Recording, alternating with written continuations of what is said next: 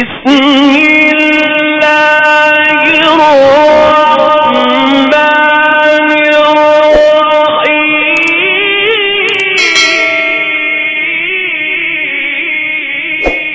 نحمدہ ونصلی علی رسولہ الکریم اما بعد فاعوذ باللہ من الشیطان الرجیم بسم اللہ الرحمن الرحیم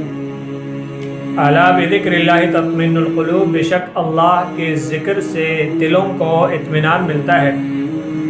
محترم ناظرین اکرام، ہم آپ کو اپنے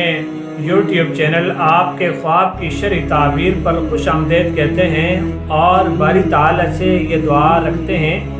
اللہ تعالیٰ آپ کو خوش رکھے، آباد رکھے، جملہ مصائب اور پریشانیوں سے ہمیشہ کے لیے محفوظ فرمائے۔ ناظرین اکرام، آج کی اس ویڈیو میں ہم ذکر کریں گے خواب میں آگ کا دیکھنا یا آگ کے انگاروں کا گرنا یا آگ کے انگاروں کو ہاتھ میں پکڑنا یا آگ کے انگارے کہیں سے دوسری جگہ میں گرتے ہوئے دیکھنا، اس کی شرعی تعبیر کیا ہے؟ ناظرین اکرام،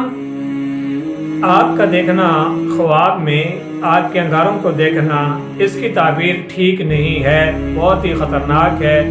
اذیت ناک ہے۔ متعدد بار یہ بات ہم بیان کر چکے ہیں کہ اس طرح کی کوئی خواب دیکھیں تو اس کی طرف سے فوری طور پہ صدقہ ادا کر دیا کریں،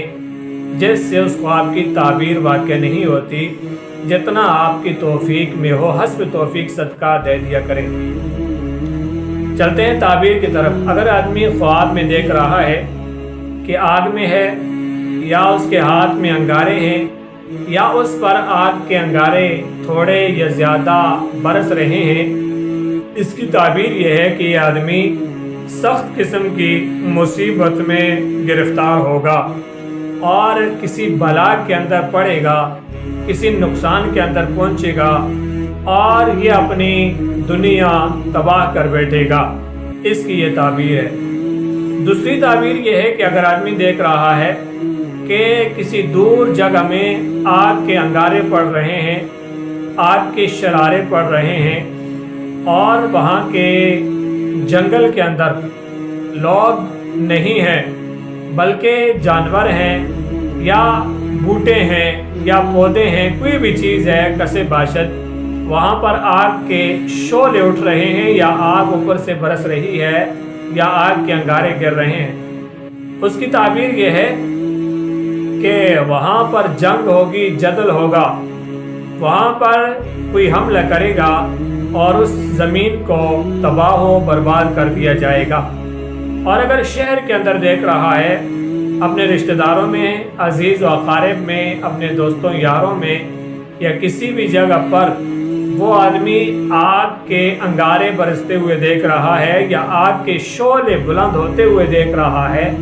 تو اس کی تعبیر یہ ہے کہ وہاں پر بھی جنگ ہوگی، جدل ہوگا، قتل و غارت ہوگی، وہاں پر نقصان ہوگا اور وہ لوگ آپس میں لڑیں گے اور جھگڑا کریں گے، جس کی وجہ سے بہت زیادہ فساد برپا ہوگا۔